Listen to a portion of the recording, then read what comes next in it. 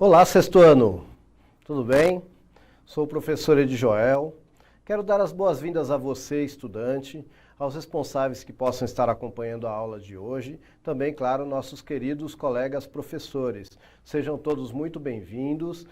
Quero desejar um ótimo ano de 2021 para todos vocês. Essa aqui é a nossa primeira aula ao vivo de recuperação, né? Então hoje a gente vai trabalhar um tema bem bacana aí, que é sobre os impactos ambientais, a gente vai discutir um pouquinho sobre isso, tá bom? E quero dizer aí que é uma honra e um orgulho, né, estar aqui mais uma vez com vocês, tá bom? Hoje nós temos aqui uma convidada especialíssima, né, para interagir com vocês aí no chat, nossa querida professora Elaine, de português. Bom dia, alunos, professores, pais que nos acompanham, tudo bem? Eu que agradeço, Edjoel, pelo convite. Eu vou moderar a aula do professor, tá bom, pessoal? Edjoel? Oba! Muito obrigado, professora. Muito bem. Então, né, antes da gente começar a nossa discussão aqui, vamos para aquela partezinha mais burocrática, vamos entender aí qual é a habilidade que nós vamos trabalhar, qual é o objetivo da aula, tá bom? Então, vamos ver primeiro a habilidade aí que será trabalhada hoje. Então, é a 04, ó. Associar a produção de medicamentos e outros materiais sintéticos ao desenvolvimento científico e tecnológico, reconhecendo benefícios e avaliando impactos socioambientais. Então essa aí é a habilidade que será trabalhada hoje, tá? Como é que a gente pensou em fazer isso aí? Então o que vamos fazer nesta aula? De que forma que a gente vai trabalhar isso? Refletir sobre a importância dos produtos industrializados, refletir sobre os impactos dos produtos industrializados. Basicamente, então, a gente vai fazer uma reflexão aí sobre as coisas que a gente consome, né? Muito bem. O objetivo específico desta aula, porque a gente pode trabalhar uma habilidade de várias formas, né? O objetivo específico é utilizar o conceito de material sintético para refletir sobre os possíveis impactos na natureza da produção desses materiais. Tá? Então, aí a gente vai trabalhar esta habilidade desta forma que foi falada. Bom, primeiro a gente tem que entender, né, que nem sempre a gente se utilizou de materiais sintéticos e ainda hoje a gente usa muita coisa que é natural, não é isso? Mas antes então da gente começar essa grande discussão e aí a gente vê o que é material sintético, o que é material natural, o que é impacto, né? Que impacto pode ser causado quando eu estou utilizando, descartando, etc. e tal. Eu quero saber de você o seguinte, ó. Se eu considerar aí o uso e o descarte de materiais e produtos sintéticos e também naturais, qual você acha que causa um maior impacto ao ambiente? Tá? Eu vou dar 3 minutinhos aí para você pensar e responder essa questão para a gente aí no chat. Tá bom? 3 minutinhos.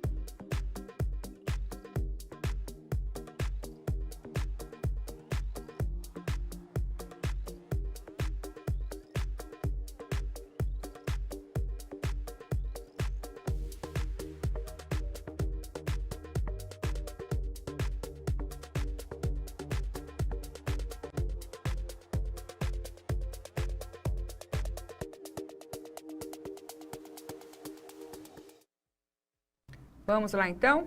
Pessoal se animando ainda, né? Estão em clima de segunda-feira, ainda não responderam. Vamos lá, pessoal, se animem aí. Joel? Muito bem.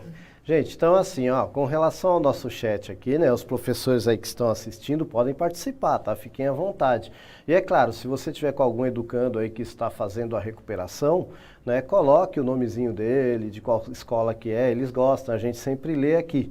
Tá bom? O pessoal que já acompanha a nossa aula aí há bastante tempo sabe que a gente fala, né, das cidades e tal, gosta de fazer o comentário, tá bom? E o professor, é claro, sempre muito bem-vindo também às nossas aulas, tá? Pois bem, então eu vou fazer um comentário em cima do que foi questionado aí, tá bom? Primeiro a gente precisa entender, né, então, o que a gente considera impacto ambiental, né? A gente tem que lembrar que o impacto ambiental, ele pode ser positivo e pode ser negativo, tá? Então, eu vou ter um impacto ambiental negativo quando? Quando eu tenho desmatamento, quando eu permito o assoreamento dos rios, né, das calhas dos rios, quando eu torno o solo impermeável, tá? Tudo isso eu estou causando impacto ambiental. Se a gente observar, agora a gente está um período de chuvas, né? Se a gente observar por que tão rapidamente as cidades enchem de água? Porque a água não tem para onde ir, né? Ela vai escorrer por cima do asfalto, por cima da calçada e vai de cima para baixo, por conta da lei da gravidade. E aí quando você chega num local baixo, enche de água, não tem escoamento, não tem para onde ir, tá? Então nós somos parte do problema, tá? Então, quando eu falo de impacto ambiental, eu estou falando de impermeabilidade do solo, eu estou falando de desmatamento, eu estou falando de alteração do clima, né? Porque tudo isso vai gerar alteração no clima também. Se eu tenho, por exemplo, lá uma planta que ela libera umidade, né? Que ela faz sombra, diminuindo a temperatura de uma certa forma, né? Modificando ali. Se eu derrubo tudo isso, tá? Então eu estou causando impacto negativo. E tem o impacto positivo, né? Quando é que eu causo impacto positivo? Quando, por exemplo, eu refloresto, tá? Existem algumas campanhas, né? E existe até lei com relação a isso. Às vezes a pessoa fala, eu vou comprar dessa empresa aqui porque essa empresa ela tem um instituto que cuida da natureza. Que bom, você tem que ver dessa forma mesmo, mas você tem que entender que na maioria das vezes esses institutos são criados porque a lei mandou. A empresa causou tanto impacto ambiental que ela está devendo tanto para o ambiente que ela precisa criar um instituto para poder tentar recuperar um pouquinho do que ela derrubou, do que ela desmanchou, do que ela explorou, tá bom? E nesse contexto aí, olha, tanto faz eu explorar coisas de forma natural, né? Quando eu estou explorando, eu estou retirando lá da natureza, tá bom? Se eu não recolocar de alguma forma, eu estou causando um impacto. E também, quando eu estou utilizando coisas artificiais, né? O que são coisas artificiais? São coisas, na maioria, esmagadora maioria das vezes, são coisas que você encontra na natureza de uma forma pequena e você aprende a produzir de forma artificial no laboratório, tá? Ou até de forma mais barata, enfim. Tá? Então, assim, essa questão de natural e sintético, né, eu vou discutir mais sobre isso, mas cabe aí até uma discussão nessa classificação. Mas hoje a gente considera que é natural aquilo que eu extraio da natureza e utilizo da forma que eu extraí, né? Já sintético é aquilo que eu produzi lá, de alguma forma, muitas vezes imitando o que está na natureza, mas eu produzi em um laboratório, tá bom? E o que vai causar mais impacto eu descartando na natureza? Bom, eu tenho que entender o seguinte, normalmente o material natural ele vai ser biodegradável. O que quer dizer isso? Quer dizer que os próprios seres vivos que estão ali na natureza, né, os decompositores, sejam eles fungos, bactérias, eles vão conseguir degradar aquilo, tá? Vão conseguir devolver aquilo da forma mais simples para a natureza para ser reabsorvido por outros seres vivos, tá? Então, normalmente o natural vai causar um impacto menor. Já o artificial, muitas vezes ele não vai ser biodegradável e ele vai ficar por anos ali da mesma forma que ele estava quando foi fabricado. Um exemplo disso é o plástico, né? Hoje a gente até já sabe que existe aí um estudo de um fungo, se eu não me engano, que degrada o plástico, mas ele tem quantidade muito pequena na natureza e tal.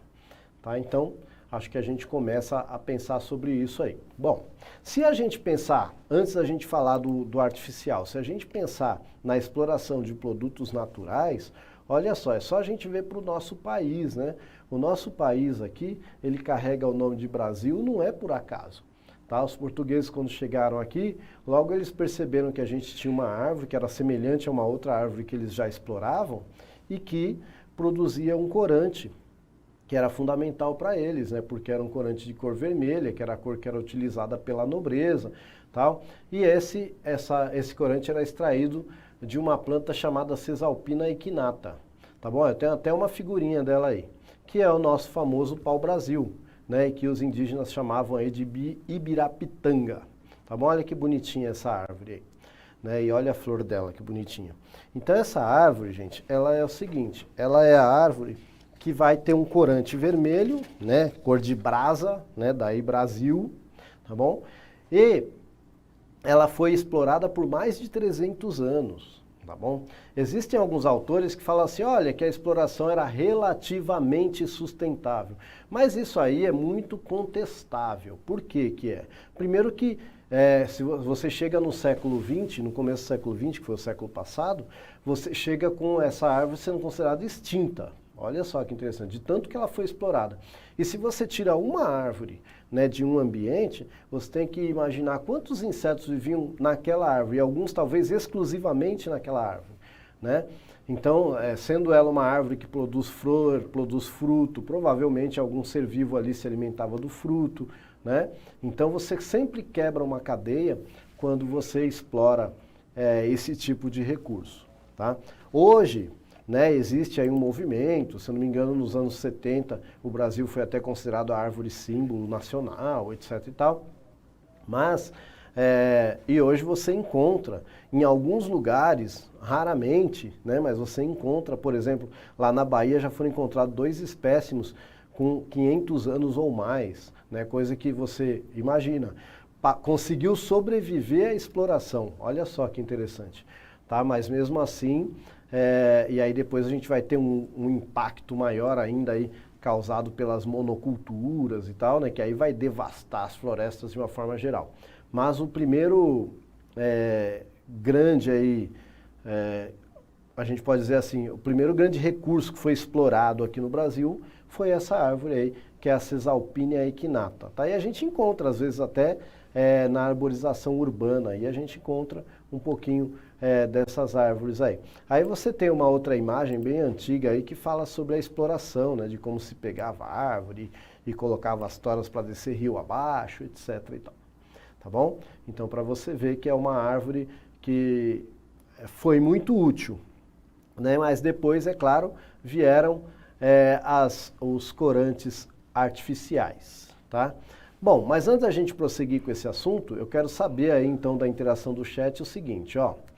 O corante extraído do pau-brasil colocou em evidência sua exploração. A exploração do pau-brasil gerou algum impacto negativo ao ambiente? E aí? 3 minutinhos.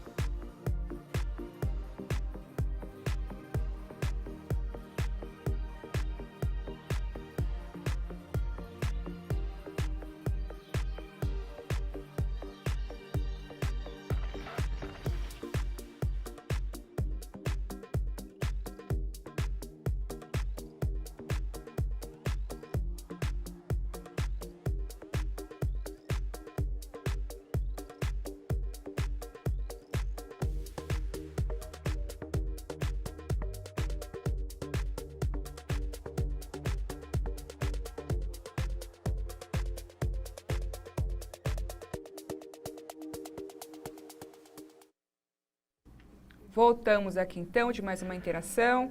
Ainda não temos, Edjoel? Não temos acesso pessoal. Nós vamos ter que ter a recuperação da recuperação, Sim. então, desse jeito, hein?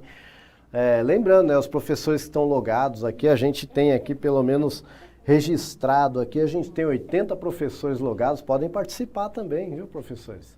Tá? É importante, né, a gente faz aqui um pequeno debate, aí o educando que estiver participando indiretamente, assistindo pela TV, ele acaba sendo beneficiado também, tá bom?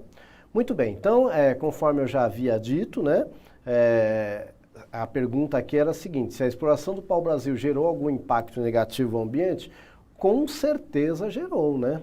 Porque primeiro você está tirando um ser vivo daquele ambiente, e a gente sempre tem que lembrar que os seres vivos eles vivem dentro de um sistema, né? Então se eu tenho lá o pau-brasil, que é o produtor, né? Provavelmente eu tenho consumidores ali que vão se utilizar dele, né? E o consumidor secundário que vai se utilizar do consumidor primário e assim por diante. Então é lógico que sempre, qualquer coisa que eu tiro de um ambiente, eu estou causando impacto.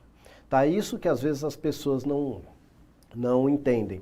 Eu lembro que, assim, há alguns anos atrás, tá? Não era neste governo, alguns anos atrás, estavam tentando duplicar uma rodovia, e aí um presidente da República apareceu na televisão e falou assim: eu não entendo por que o estudo de uma ranzinha, que é menor do que meu polegar, consegue atrasar uma rodovia por 8 anos? E é verdade, gente. Sabe por quê? Porque eu preciso ver qual o impacto de eu tirar essa ranzinha que eu nem conhecia e apareceu lá. Qual o impacto de eu tirar isso da natureza? Né? Qual o impacto, de repente, que pode causar em todo um ecossistema que, de repente, pode chegar numa cadeia produtiva que nos interessa diretamente como consumidores, por exemplo. Então, aí depois que eu fiz a besteira, não adianta mais, né? Então, é preciso fazer o estudo, tá bom? Então, hoje, existe muito questionamento em relação à ciência somente por falta de conhecimento. Né? Se as pessoas parassem para ler, para pesquisar, elas entenderiam que sim, às vezes uma atitude que eu tomo aqui, né, pode reverberar daqui 10 anos, ou na próxima geração, tá, e causar um impacto muito grande. Então é preciso ter cuidado. Tá bom? Coisa que durante muito tempo não se pensou. Na época que se explorava o pau-brasil, por exemplo, tinha-se aquela ideia de que os recursos eram infinitos. Você podia explorar. Hoje a gente está vendo aí, nós aqui, por exemplo, eu estou aqui na cidade de São Paulo, uma região que era Mata Atlântica, totalmente mata fechada. Olha só o impacto só aqui na cidade de São Paulo que a gente causou na região. Hoje você não acha mais Mata Atlântica, tem 1 ou 2 parquezinhos aí que não deve dar 0,1% do que tinha aqui. Tá? Então, assim, estou falando só de uma cidade. Imagina no nosso estado que não tem só Mata Atlântica, né? Tem Cerrado, etc. Então, olha só, quanto impacto a gente pode causar. Pois bem, então aí a gente vai ter, né, olha só que interessante a imagenzinha aí dos corantes naturais aí, né? A gente vai ter vários tipos de corantes aí, a gente pode ter outros recursos. Mas a gente tem que lembrar que no caso lá do pau-brasil, ele foi substituído, né, por corantes artificiais. E aí você tem um outro impacto, né? O corante artificial, assim, ele polui muito a água, né? As fábricas têxteis hoje, para poderem produzir roupa colorida, né? A colega até tinha falado do jeans, né? A gente estava conversando aqui, aí a professora falou sobre o jeans, o impacto que você causa nisso. Você tem que lembrar que quando você polui o rio, né? Quando você polui a água, é o peixe que está ficando sem oxigênio. É a alga que está lá que não está conseguindo fazer fotossíntese. Né? Você está acabando com todo um ecossistema ali que é aquático. Tá bom? Então, causa também um impacto muito grande. Tá? Então, é difícil eu falar assim, o natural é melhor que o artificial é melhor que o natural. Eu tenho que medir. Às vezes, em algum momento, é melhor eu explorar da natureza, mas com responsabilidade. Eu tinha um professor de ecologia na faculdade que ele falava assim: a gente nunca tem que tirar o mínimo da floresta, a gente tem que tirar o máximo sempre. Mas a gente tem que entender que às vezes o máximo é uma folha de uma árvore e acabou. Então esse é o máximo que a natureza aguenta. Né? Então é por isso que a gente precisa estudar, para saber qual é o máximo que aquele ambiente aceita. Não o mínimo, o máximo que a gente precisa e o que a própria natureza aguenta. Bom, um outro recurso que foi bastante explorado aqui no Brasil e hoje está meio em decadência e tal, foi este aí, ó. Coloca para mim na tela, por favor. Então, essa aí, ó, é a Hevea brasilensis, a famosa seringueira. Olha só que legal, está sendo extraído aí um leite, né, daí, tá bom? Né? Então, vocês já ouviram falar, é uma planta que é muito comum na região norte do Brasil, né, lá na Amazônia e tal. O pessoal trabalha, ainda tem um pessoal que trabalha com isso, né, mas houve o auge, tá bom? Mas antes de eu prosseguir sobre o que aconteceu ali na região norte em relação à exploração da seringueira, eu vou para mais um chat, torcendo para que alguém participe aqui, né? Então eu quero saber de vocês o seguinte, ó, qual produto pode ser feito a partir do látex extraído da seringueira? Então aquele leitezinho que a gente estava vendo saindo ali é o látex, tá bom? E aí qual o produto que dá para fazer aí desse látex? 3 minutinhos para você falar para mim.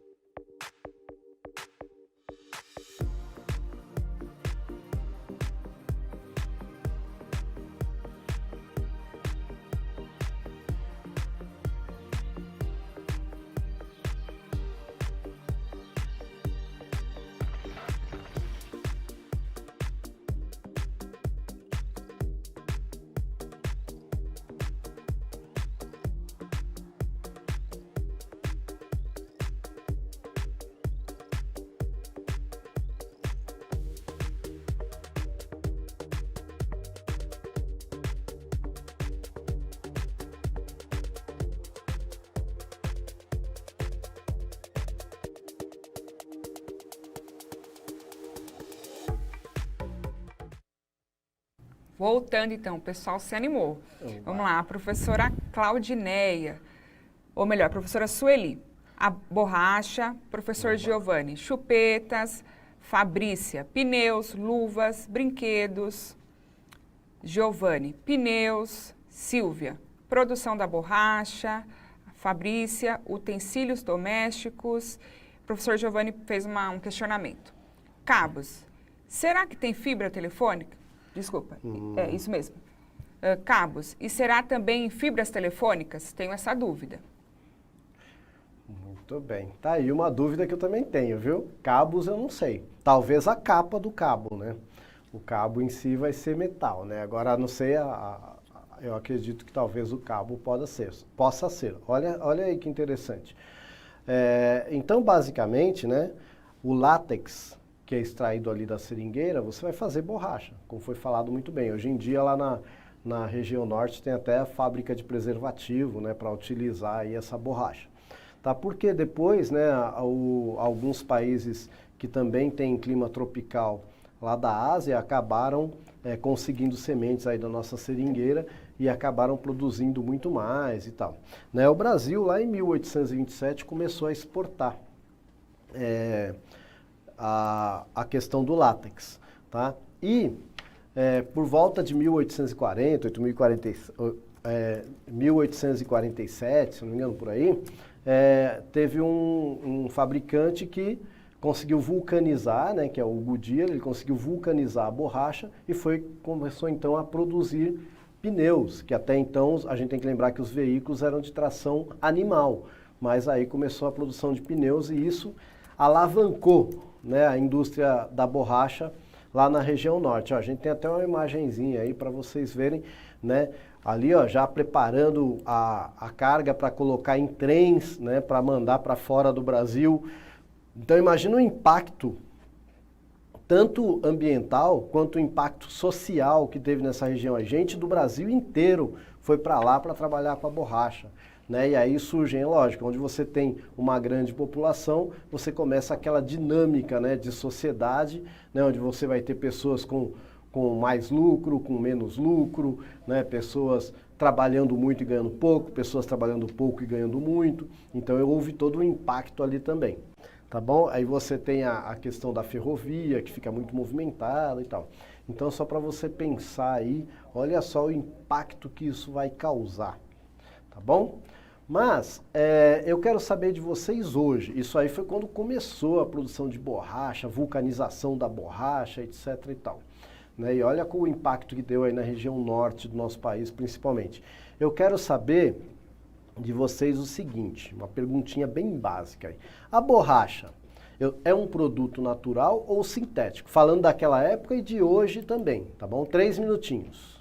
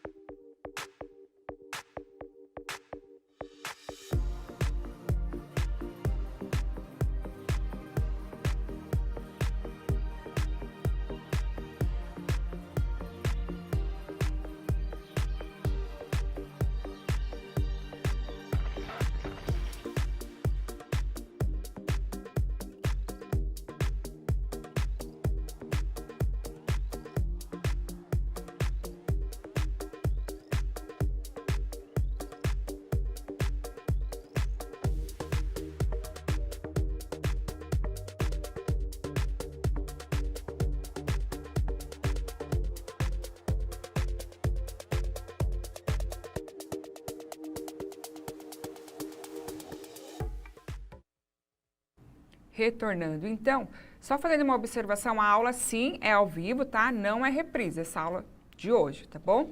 Eduel, não temos nenhuma interação. A pesquisa foi feita aqui pela professora, viu? Com relação à questão que foi feita aí dos cabos, na verdade eles vão ser utilizados plástico, né? À base de petróleo, tá bom? E para responder a pergunta do nosso chat, se a borracha é um produto natural ou sintético, aí depende, tá? Aquela que é extraída, que é feita a partir do látex, a gente considera que ela é natural. Mas hoje também dá para fazer a partir de derivados de petróleo, tá bom? Então a gente pode ter borracha tanto sintética quanto natural, tá bom? Muito bem. Agora a gente vai ver um videozinho aí que vai falar sobre a produção de aparelho celular, né, que a gente usa bastante. E aí depois eu vou fazer um questionamentozinho sobre este vídeo, tá bom?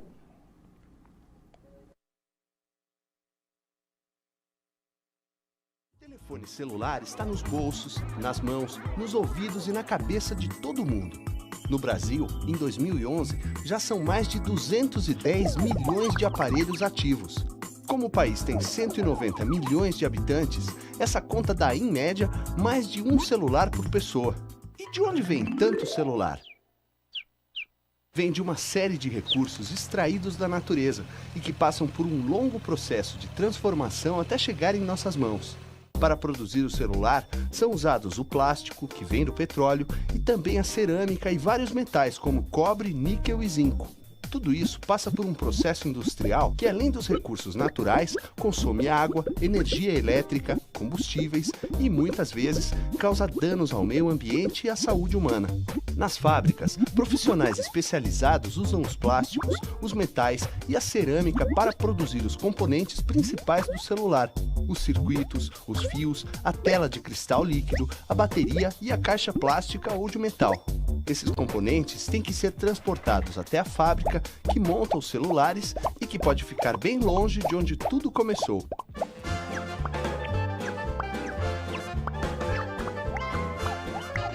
E depois de montado, o celular ainda é embalado e transportado da fábrica até a loja mais perto de você.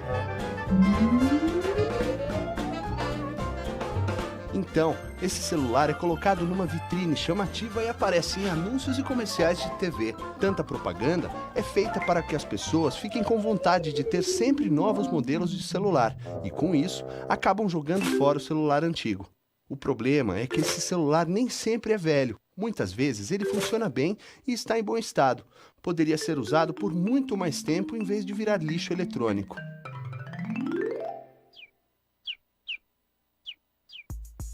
O lixo eletrônico pode ser muito prejudicial ao meio ambiente. Se vão parar em um lixão, os metais pesados da bateria e dos componentes do celular descartado podem penetrar na terra e chegar até a água dos lençóis freáticos. E se o lixo eletrônico for queimado, contribuirá para poluir a atmosfera. Nos dois casos, causam poluição do solo, da água e do ar com elementos muito tóxicos, que provocam danos ao ambiente e sérios problemas de saúde. A opção é levar o celular a um posto de coleta especializado, de onde ele será encaminhado para a reciclagem de seus componentes.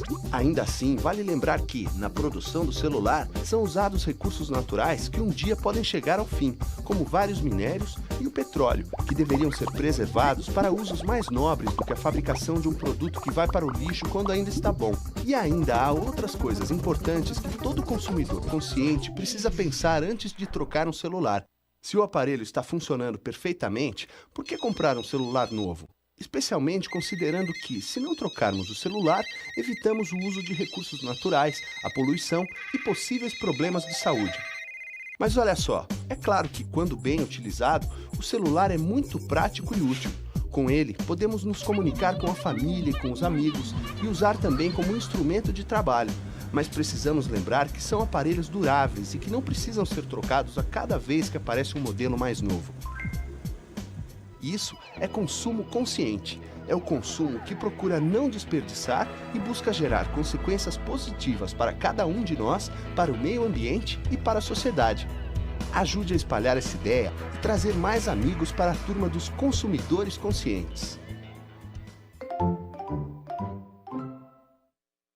Muito bem, legal, né, o videozinho? Pessoal, é assim, ó. A gente tem que entender que quando a gente vai consumir qualquer coisa, a gente tem que se perguntar que impacto que isso está causando, tá bom? Falou ali da propaganda. Pouca gente para pensar que é você que paga todas as propagandas, as que estão na internet, as que estão na televisão, no rádio. Quando você compra qualquer produto, você está pagando também pelo preço que a empresa pagou para colocar uma propaganda ali. Então é sempre você, o consumidor final, que paga tudo, que paga todos os impostos, que paga a publicidade, que paga pela exploração do material. Então você tem que exigir, saber de onde veio, se causou algum impacto, como é que foi esse impacto. Bom, eu vou sistematizar essa aula aqui rapidinho. Então a gente pode definir que materiais sintéticos são modificados pelo homem e podem ser utilizados ou não, são usados de forma que são extraídos diretamente da natureza. E o material natural pode ser de origem animal, vegetal, mineral e pode ser utilizado pelo homem tal como a natureza nos oferece. Tá? A busca por matéria-prima e a produção de materiais sintéticos pode gerar impactos socioambientais. Bom, então definindo assim essa aula, eu quero me despedir de vocês e a professora vai dar as considerações finais aí. Muito obrigada, pessoal, pela participação de vocês, professores, pais. Joel, obrigada pelo convite, tá bom? Nós esperamos vocês nas próximas aulas. Avaliem a aula, né? Se vocês gostaram, deem a sugestão de vocês, tá bom? Muito obrigada e tchau, tchau.